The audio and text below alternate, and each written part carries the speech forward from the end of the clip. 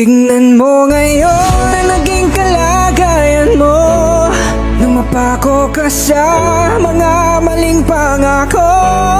Kung namulat ka na, isagutin ang tanong sa'yo.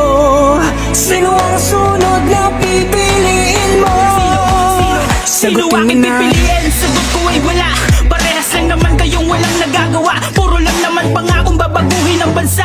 Wala din nangyayari, parehas lang ang baksa. Ang hustisya nga ba ay para lamang sa mayayaman? Kaming mahihirap, mas lalong pinahihirapan. Kaya para saan pa pinaglaban ng magigiting na bayani? Kung ganito ang sa Pinas sa maghahari.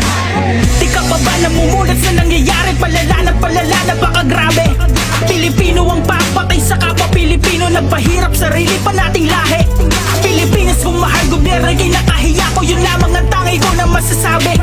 Sana naman napapalik, dala-dala ang pagbabago. Di yung puro matamis na sinasabi. Sagutin mo na.